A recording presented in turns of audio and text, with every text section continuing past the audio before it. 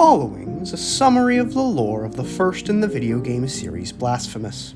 I have played both games twice and am absolutely obsessed with its universe, story, lore, and art. Growing gradually more and more frustrated with the lack of an easily consumable video that goes over all of the lore in the game, I wrote my own. I then realized that I am only capable of keeping myself adhered to this project if I made it as idiotic as possible while still actively describing the lore of the game in question. I am responsible for any and all theories, miscommunications, and inaccuracies about the lore that I have undoubtedly written and spoken here. Please rudely correct me down in the comments. It's good for engagement and would probably be funny. Also, this has all the spoilers. And yelling. Lots and lots of yelling.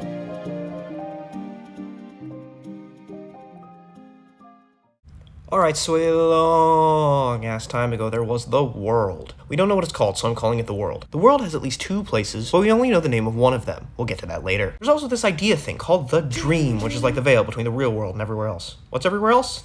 A lot of places and things, and also the dream itself might be at least one place. It's really vague. Beyond the dream is like the afterlife, dream realm, and Donald Duck's Mathemagic Land all at once. I made that last one up, but frankly with how weird Blasphemous and Mathemagic Land are, I could see it. Basically, Beyond the Dream is a bunch of places where weird stuff can happen and gods do stuff. Oh, that's a baseball! Did I mention gods? That's right, baby, we have gods here. I think. You see, we never actually get to see or even really hear about them except for like the most relevant ones we'll get to later, so let's go through them like the Everyone Is Here trailer. Annunciata of the Creed, the High Dramatist, the four envoys who wrap you in linen cloth, maybe a demon, Master Hand, Crazy Hand, Ascarian from Baldur's Gate 3, Golden Face Babies. Wait. Golden head babies? Really?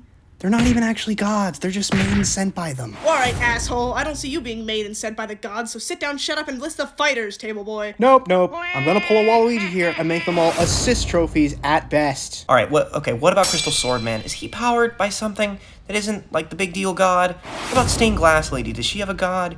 I swear, Blasphemous 2 acts like there are so many gods in this universe, but we hear about, like, none of them and get practically no info. Well, whatever, most of them don't matter anyway. Anyway, remember the at least two places I talked about earlier? Well, we're gonna talk about one of them, and basically leave the other one stranded in the desert for 30 years, as I barely mentioned it until, like, I don't know, fucking, like, 5 videos from now?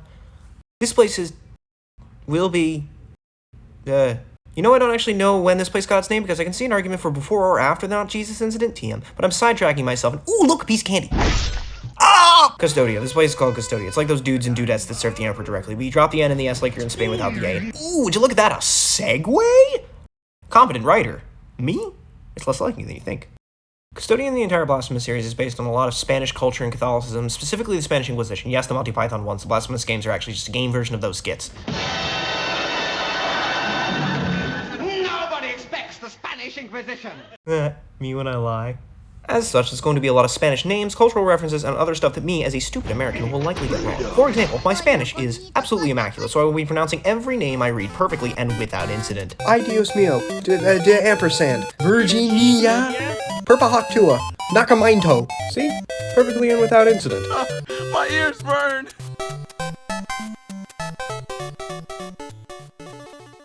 Custodia had people in it. They live pretty normal people lives and did stuff like farming and made rocks and bowls. And Jesus! Yeah, so it turns out these people suffer from a little thing called an existential crisis and were so full of guilt and thought they did so many sins and thought they were so deserving of punishment that they started praying to nothing, by the way. There is no evidence that they knew gods existed at the time. For something. Literally anything. To punish them. You people are insufferable. Not you, Christian Kerbo, you're perfect, but everyone else is an asshole. Put your hands together, cause it's time for a game of... How long will John Tableskit crash out? The game where I, John Tableskit, time just how long I crashed out on today's topic. Speaking of, today's crash out is on... fictional religion. This is gonna be a good one, folks. You bet John Tableskit has a lot to say about this one. And begin! You fuckers are the problem. Rather than doing actual introspection and trying to better yourselves, you just throw in the towel and decide to ask a god that does not exist to torture you until you decide you've gotten better. Do you have any idea how much that does not fix anything? How much you have just exacerbated your issues by deciding that they are inherent and insurmountable? That you will always be a sinful piece of shit, incapable of improving and normalizing your horrid shittiness as a result. Grow up and become a better person on your own power. Ain't no god who's gonna do that for you. Oh, there is? Oh, it doesn't help them become a better person, it just tortures them. Oh. Well, my point stands. Look at what you did, self-deprecating Dave. 45 seconds and 29 milliseconds! That's right, folks, John Tableskid nearly crashed out for a whole minute on a religion that does not exist. You have been a wonderful audience, folks. Be sure to tune in next time on How long will John Tableskid crash out? Now back to your regularly scheduled programming. So the thing about the Blasphemous universe is that the realms beyond the dream respond to the power inherent in human belief and desire, and at least partially off the belief and desire of the dead, but that's more my theory, we'll get to that later. So Custodia was full of so many self-deprecating Daves and so many flagellant Franciscas that it spawned a baby god. This god does not look like people, and in fact does not look like anything at all. Probably. There's a little evidence it might actually look like something, but it's never described, so I'm going to say it doesn't. More importantly, it was created out of a distinct desire to better humanity through humanity's punishment, to purge the guilt from their hearts by torturing them horribly. Oh, and in small text it says maybe occasionally rewarding the good guys, but like barely ever and often only if it involves suffering in some way. This god would come to be known as the Miracle, or the Grievous Miracle if you feel like giving its full government, and it had no idea what the fuck it was doing. This is the first part where the lore gets a little fucky, because the order of operations from here is very unclear, at least in the English version, but this is how I'm going to say things went down. For those in the know, I'm going to say the order is as follows. 1 God existing, 3 triptych faces, 1 Jesus allegory, 4 golden faces, 5 kick-ass women, 2 golden eyeballs, really big church, Pope spins in his chair, and the rest of the game's backstory. God, that was stupid. So back to what's happening. God starts existing and maybe sees the entire future. It's unclear. But regardless, it realizes it can't actually do much on its own because it's more of a manifestation of a desire for a punishment rather than a desire for a punisher, so it can't actually control what it does or how it does it very well. So the Miracle makes these faces attached with Elmer's glue and crying gold forever. Okay, sure. And says, y'all are the high wills and your job is to control what I do so I can actually do the things I want to do and get the devotion of the people so they can become better. Okay, actually, I don't really care about them becoming better. I really just want to torture them. Becoming better is sort of an accidental byproduct, but you get the gist. So the High Wills, the triptych faces from earlier, heard this and went, Worship? Yes, please. And immediately took control of the Miracle, like it asked, but hatched a plan to siphon the power of the belief the Miracle would garner for itself. But for now, obeying God would just have to do.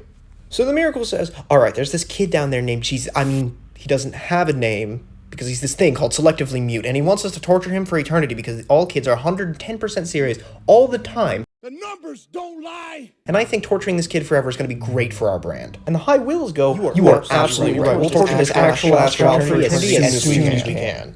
And it turns out the best opportunity they had was when the kid sat on a log, and the Miracle was like, hey yo, I just had this crazy idea. What if trees were like our thing, and we did a bunch of weird stuff with trees all the time? And the High Wills were like, I'm just a little unsure about this. I mean, trees are just kind of like, I mean, yeah, Arbor Day, woo. So not Jesus sits down on a log and asks to be tortured, and the log starts growing and twisting into a tree with not Jesus still inside. It like breaks his bones and twists his body and stretches his limbs so badly that they eventually look like tree branches themselves, and the Miracle is like, and not Jesus, shockingly, is chill with it. He's in like the most pain ever and decides, you know what? For the crime of existence, I totally deserve this. And says exactly 3 words, the only words he ever says in his whole life. Deo gracias, you say this better than I will ever say this, so take it away, my spiral-faced friend. My great guilt. This becomes known as the first miracle. It's different than the miracle, which is God. The first miracle is just not Jesus becoming a tree. So not Jesus goes, and me? I am a tree.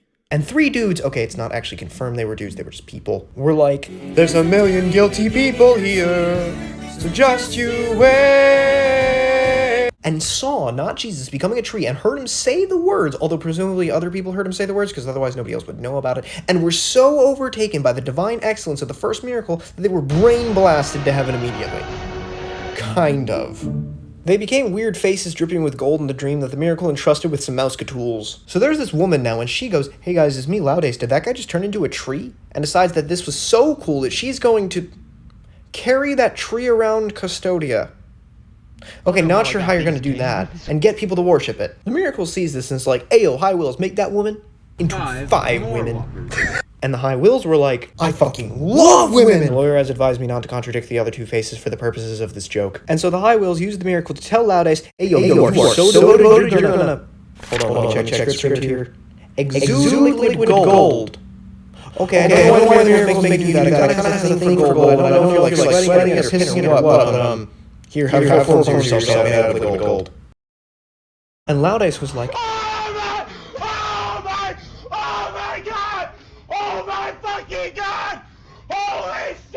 and got 4 reflections of herself, and the 5 of them would come to be known as the 5 Amanecitas. So the Golden Girls carry around not Jesus, who's now the Twisted One, or the Twisted Father, if you want somebody to call Daddy. I'm gonna keep calling him not Jesus, though, because it's funnier and still pretty accurate. Anyway, a bunch of people are like, "Hey, yo, this kid is still alive and being tortured forever in there," and we can tell because he pisses liquid gold once a year. And we love it! This god seems tight as fuck. Think it'll torture me forever next? God, I fucking love child torture, yeah! And all start worshipping the miracle. So the High Wills think this is a pretty sweet deal because they're controlling the miracle and getting that sweet worship for themselves in a place called the Eternal Procession, somewhere beyond the dream. Or maybe it's in the dream. I don't know, it's really hard to tell.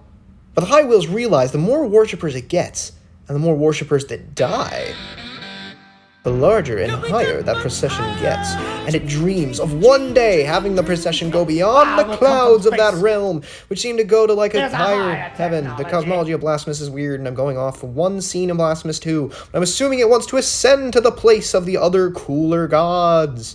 The point is, step 1, torture people. Step 2, get worshippers. Step 3, women are my favorite guys. Step 4, ascend beyond the clouds. So the High Wills are default dancing all over people who are now worshipping the miracle until suddenly something royally pisses it off. Remember that woman who was cloned 4 times and is now the Golden Girls? Well, guess what? They don't actually worship the miracle, they worship not Jesus. And only not Jesus.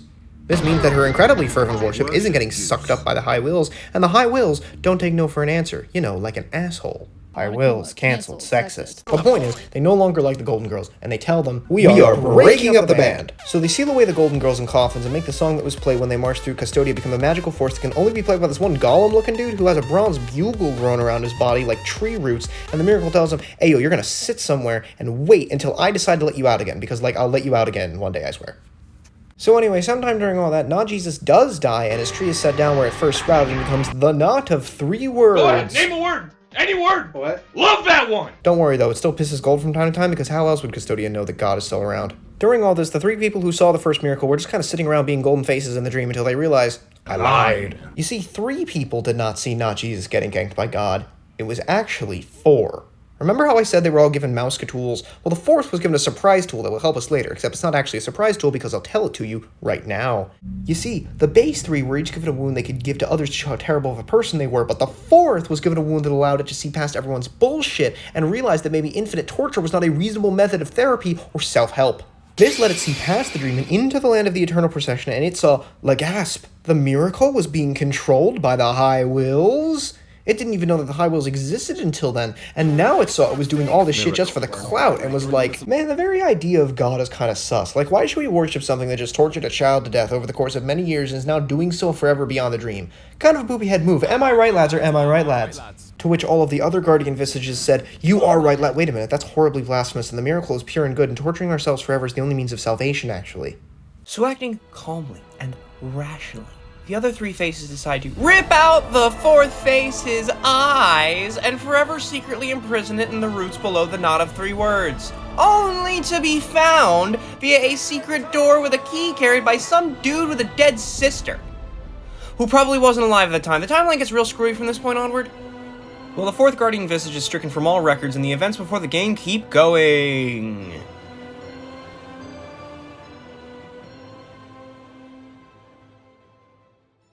next time on an irreverent summary of Blasphemous. Because if you're going to appease some of the freaks with the twisted daddy, you might as well appease the rest of them with the big mommy as well. You know what we do right now? The Pope being a snake? Which, like, fair, if I heard Ariana Grande start singing the Monster Mash with a bunch of dead people, I'd be pretty concerned. Alright, baby, it's corrections time. We got one take. Unadulterated, unbridled, unheard of, unscrupulous, unfucked with, and unburned. So when I said that the 4 dudes who saw not Jesus get turned into a tree were brain blasted to heaven, that's wrong. They were actually fine and lived, well, normal is in quotes, lives. It wasn't them who turned into the 4 faces, it was actually the force of, like, their fervor. It's kind of like Laudace, the leader of the Golden Girls. And their fervor was turned into faces. This does explain how others knew the 3 words that not Jesus said, considering that those 4 were the only people who heard them, and does make me tonight's biggest dingus.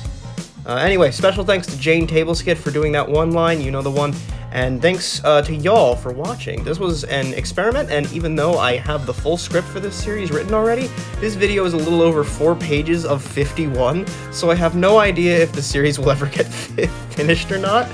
And what's more, apparently more DLC is coming out for Blasphemous 2 sometime soon, so hopefully none of this video is immediately invalidated by that. Just fucking kidding, I guess. Team 17 thought it'd be funny to hard reveal the DLC and release it on the same goddamn day, so now here I am, post-production table skit, changing the goddamn video last minute because I had the gall to wait for the 6th for a proper visual aid. I played it. It was great. Crazy that they made it free after all this time, but fuck, now I have to add an additional music credit. Go play the Dead Stack demo, that shit's awesome. I thought the gameplay wasn't quite as amazing as the Mia Culpa DLC, but the lore was IMO better, but just... God damn it! I don't have an outro yet!